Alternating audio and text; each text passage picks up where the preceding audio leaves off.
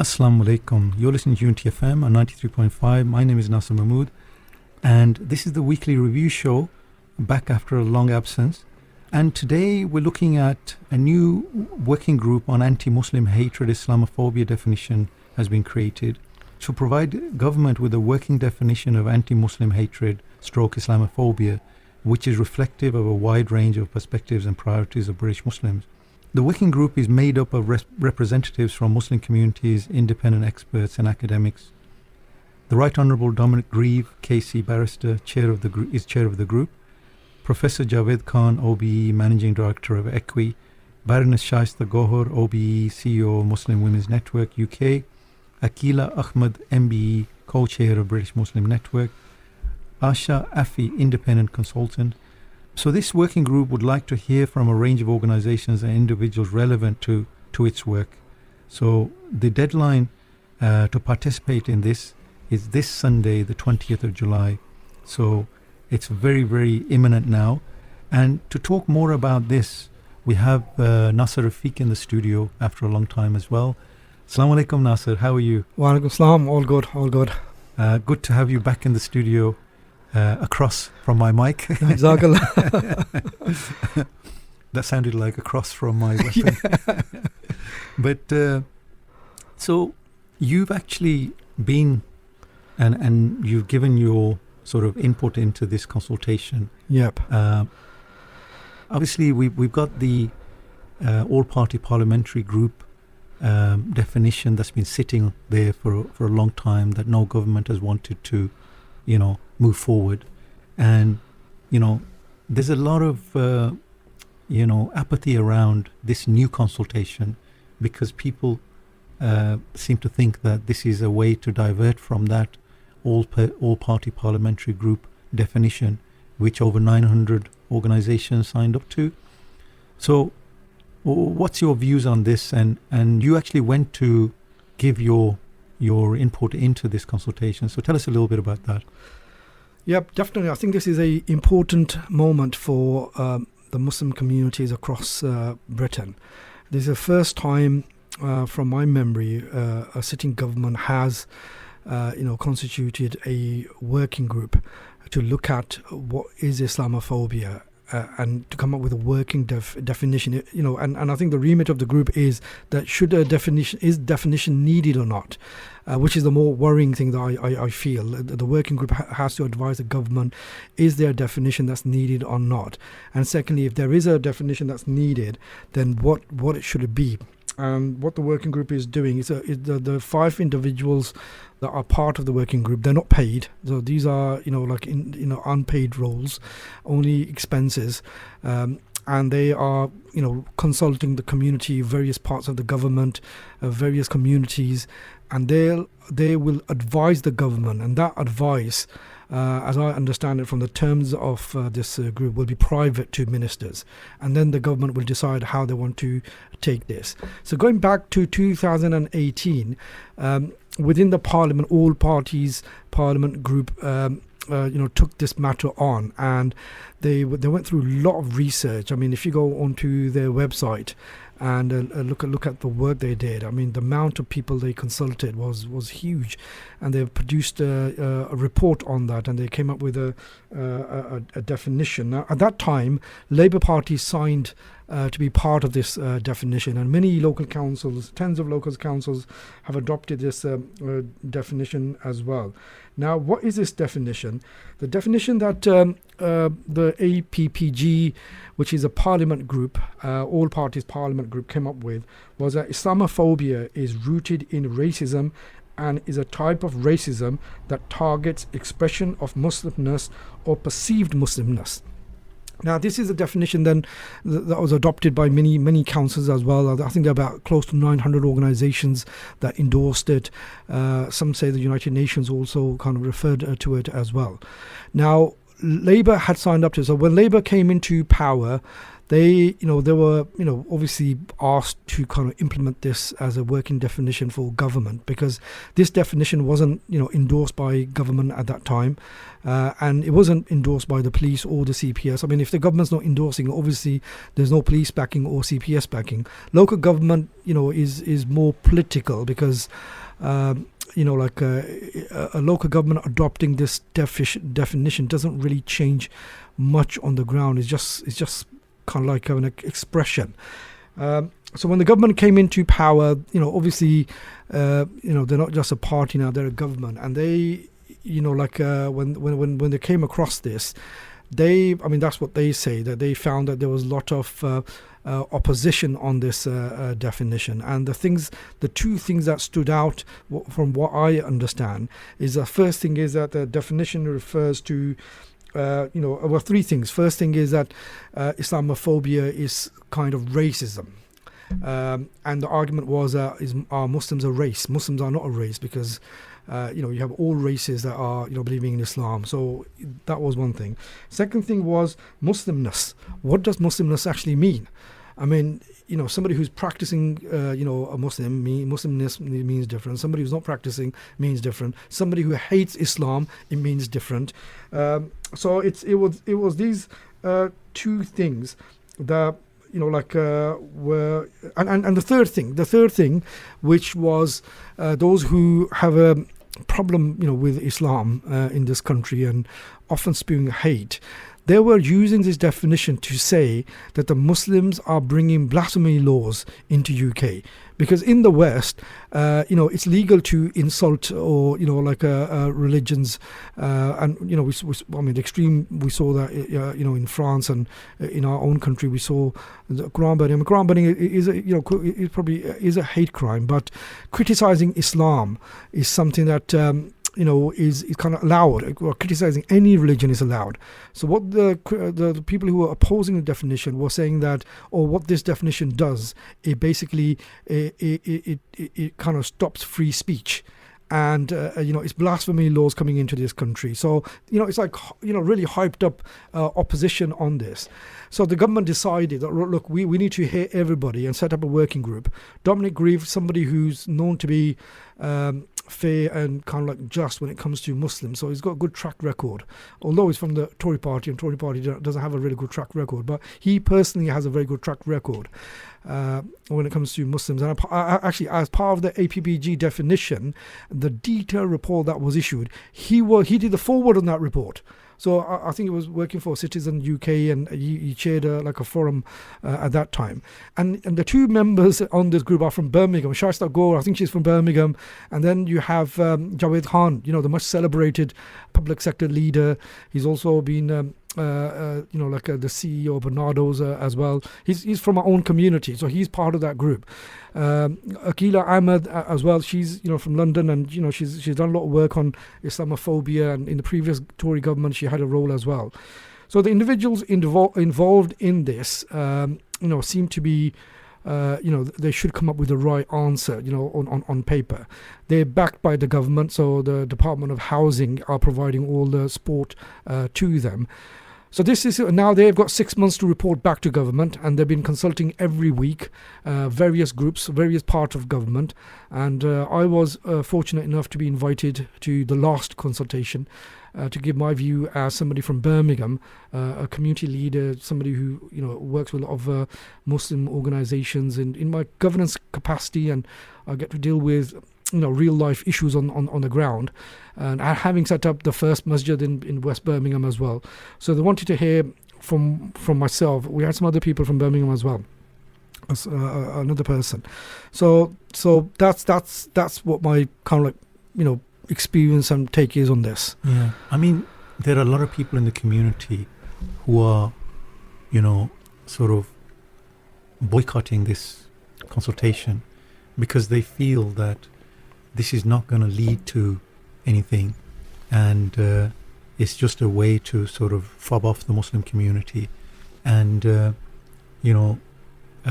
away from the all-party parliamentary group definition, which, as we said earlier, there's 900 organizations, MCB, various other bodies, even United Nations apparently have used that definition or, spoke positively about that definition.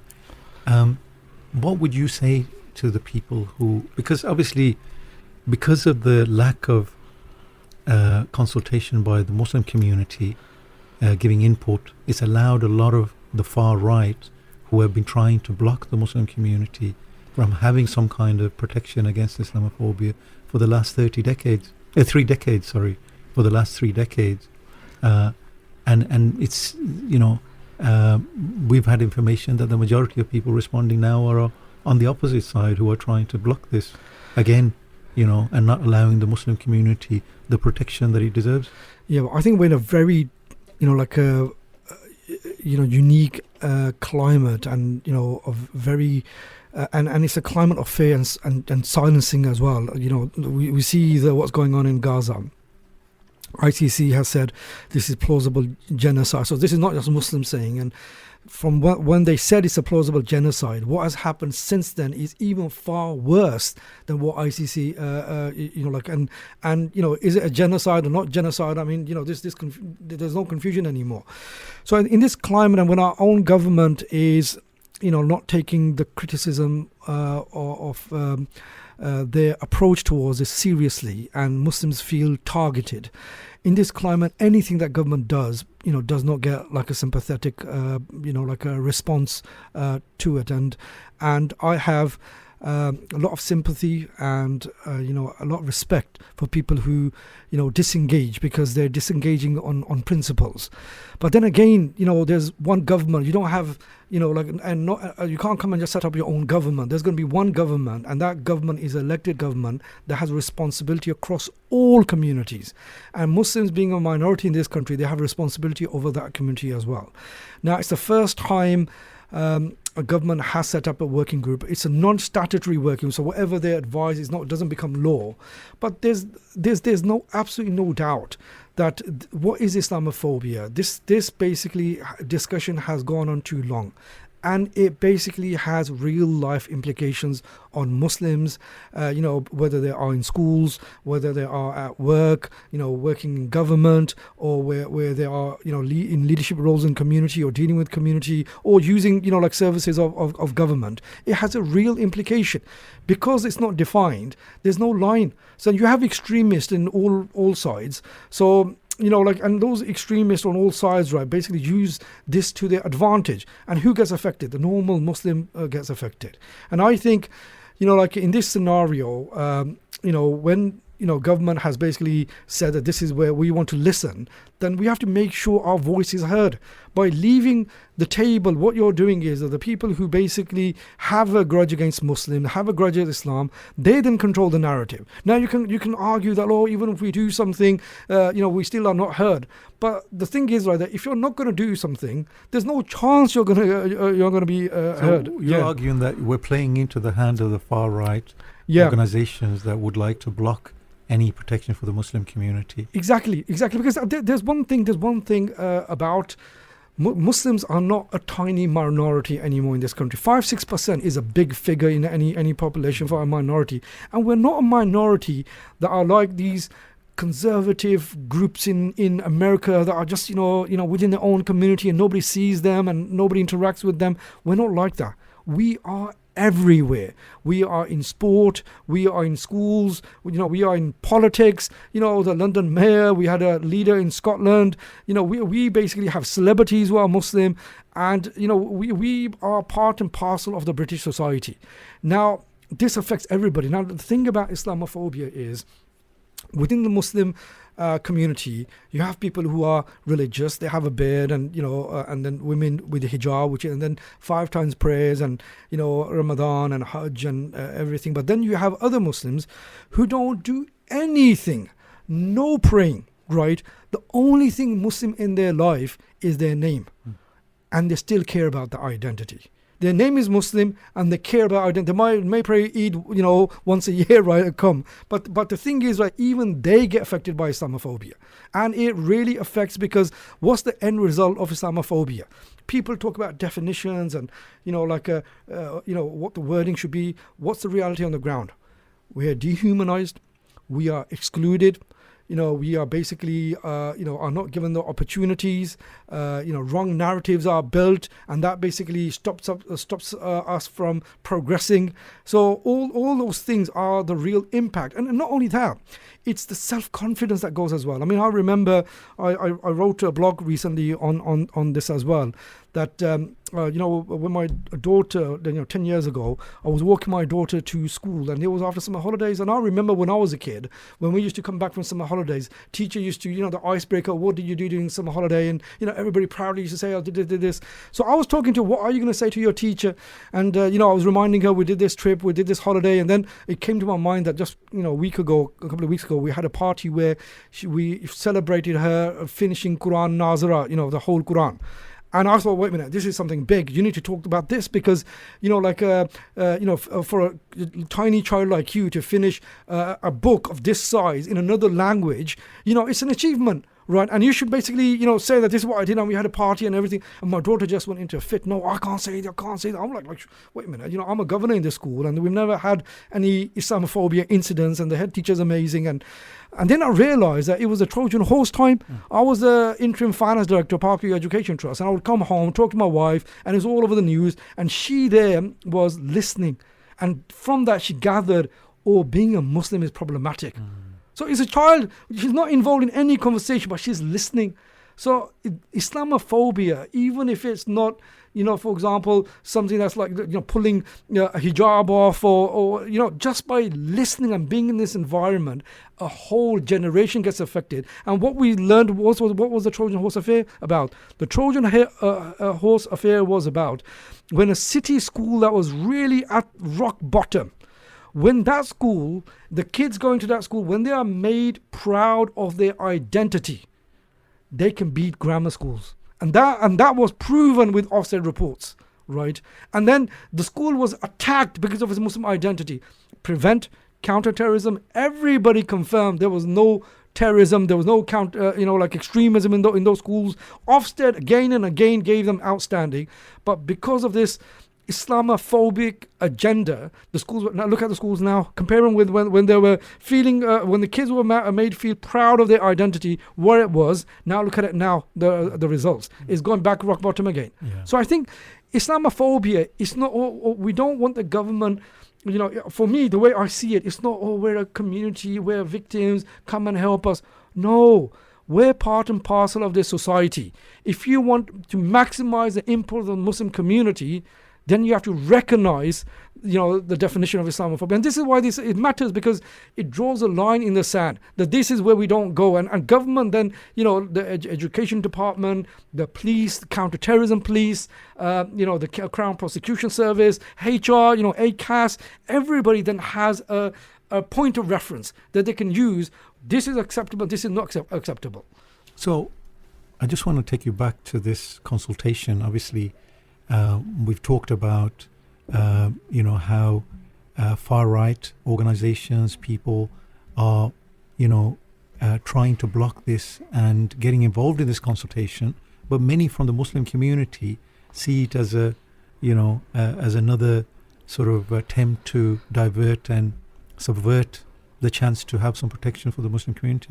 So would you say to the Muslim community they should get involved with the consultation? Because obviously this Sunday, the 20th of July, this consultation ends. Yeah. Do you think, we're shooting ourselves in the foot by not getting involved with this consultation?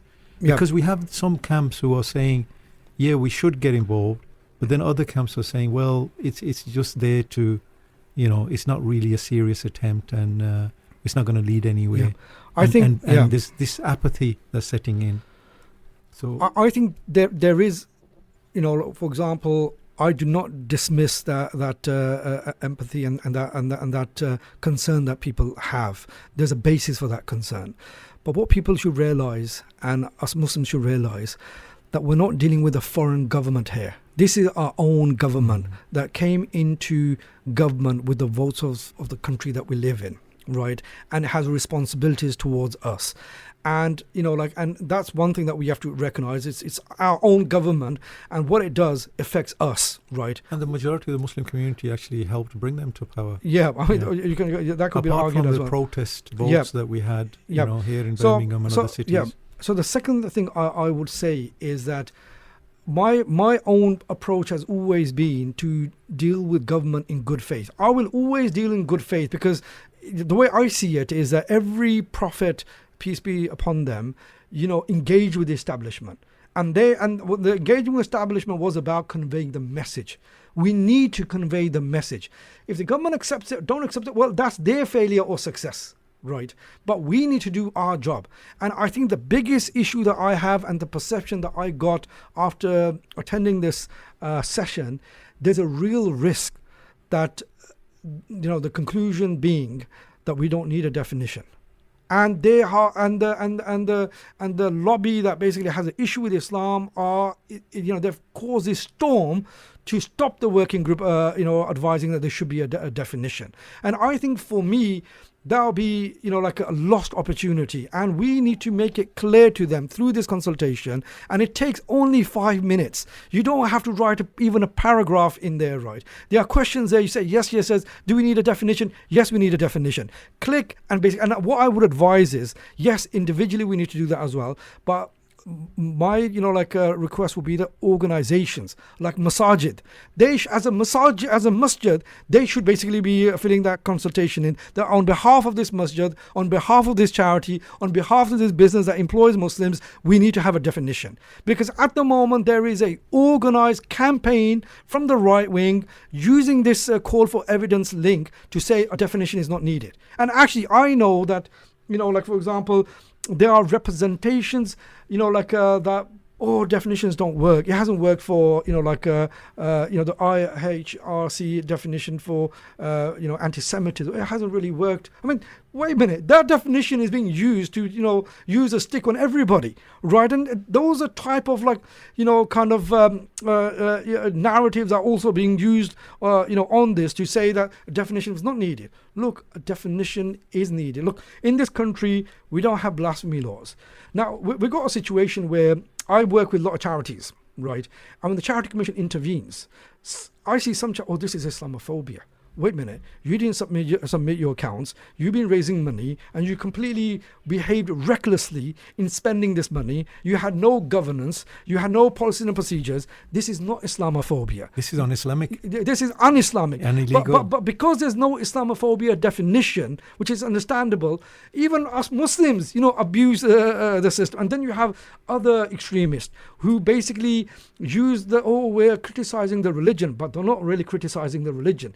They are completely insulting the whole community, and they're using it, we're criticizing the religion, right? Because there's no definition, and they basically, when criticizing religion is allowed. So Tommy Robinson, goes out and says some outrageous stuff about our beloved Prophet Muhammad sallallahu alaihi wasallam, and then for example, and then he kind of links it with the whole Muslim community.